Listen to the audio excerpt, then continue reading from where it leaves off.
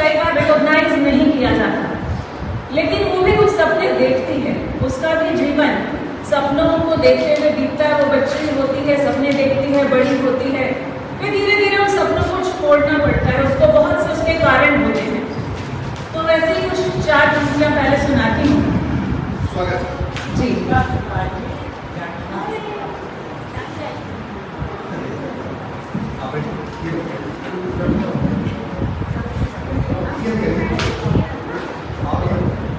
सुनिएगा। अपने सपने ही तजने पड़ते हैं, अपने सपने ही तजने पड़ते हैं, अपनों की खुशियों खातिर। उम्मीद करती हूँ मेरी सभी यहाँ जो बैठी हैं बहनें, महिला मित्र सभी यहाँ वो रिलेट कर पाएंगे इन पंक्तियों से। अपने सपने ही तजने पड़ते हैं, अपनों की खुशियों खातिर, फिर खुद से ही लड़ना पड़ता है अपने सपनों की खातिर।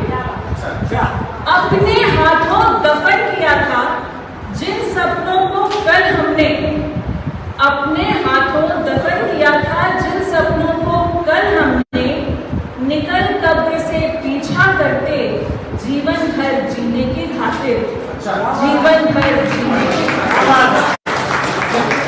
बहुत बहुत धन्यवाद। और ये बड़े सपने हैं जो पीछा करते चले आ रहे लगातार, जिसकी वजह से शायद मैं आज यहाँ खड़ी हूँ। और क्योंकि नारी स्त्री होने के नाते हमारी जो कुछ ऐसी भावनाएं होती हैं जो हम कई बार व्यक्त नहीं कर पाते बोल करके, हर बार हर समय अपनी हर भावनाओं को शब्द देना संभव नहीं होता। तो हमारे मन में क्या चलता है, क्या हमारी इच्छाएं होती हैं उस वक्त, कैसे हम जज्ब करते हैं अपने कई तरह के उमड़ते घुमड़ते भावनाओं को कि दूसरों को परेशानी ना हो हमारी वजह से, और हम अपने ही आप अपने दुख को, अपने परेशानियों को समेटे हुए फिर सामान्य बनते हुए आगे बढ़ते चले जाएं। तो ऐसी ही एक कविता मैं प्रस्तुत करना चाहूंगी आप सबके समक्ष।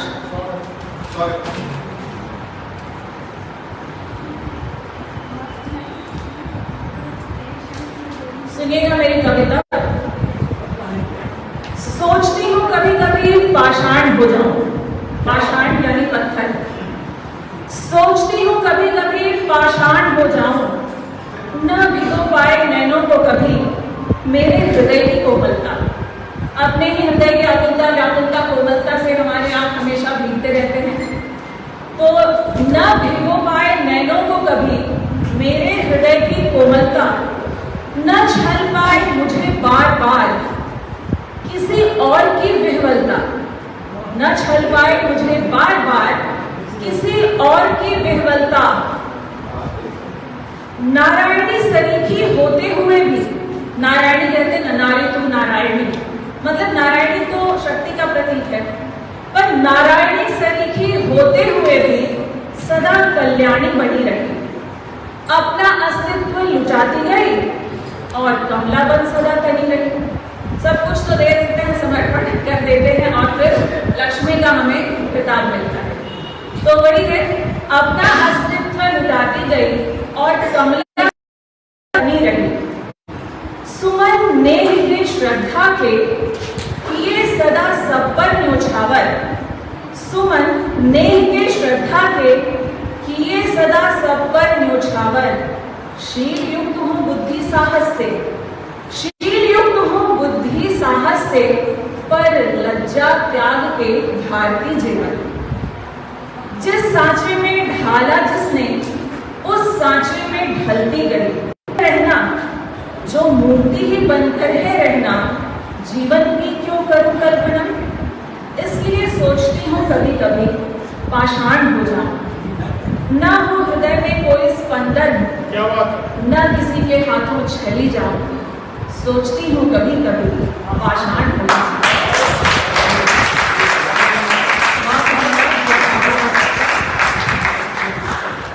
तो ये तो बात थी मनोभावों की, लेकिन जैसा आप सब जानते हैं, मानते भी होंगे कि प्रेम भी स्त्री का एक बहुत ही सहज भाव होता है।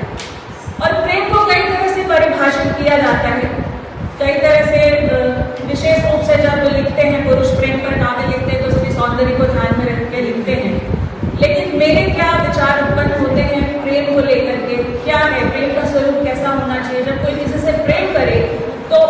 प्रेम में वो उसके लिए क्या सोचे, उस चीज को लेके मैंने एक कविता लिखी है। बस वही मैं एक अपने आप में सुनाना चाहती हूँ। 5 मिनट का समय मिला है तो मैं सोचती हूँ एक और कविता में पढ़ दूँ।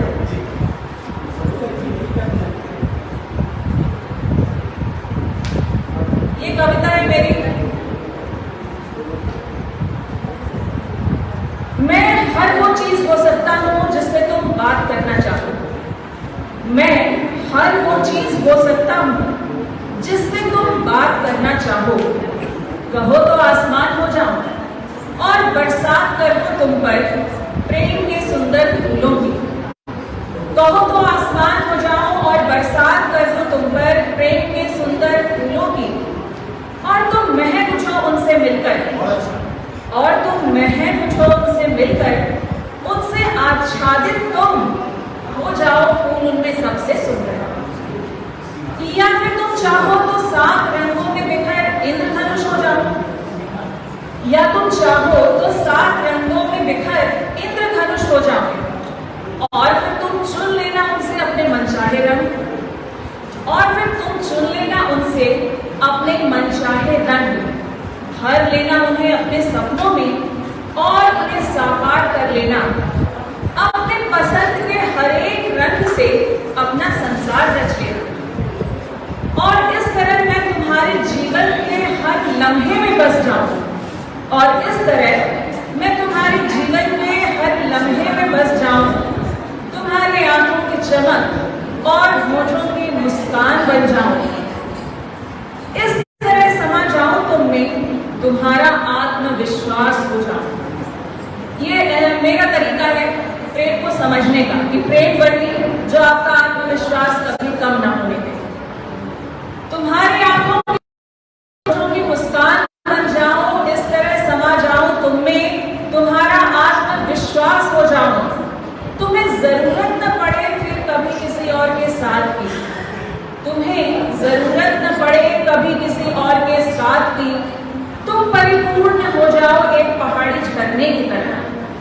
तुम परिपूर्ण हो जाओ एक पहाड़ी झरने की तरह, अपने समस्त आवेग और ऊर्जा को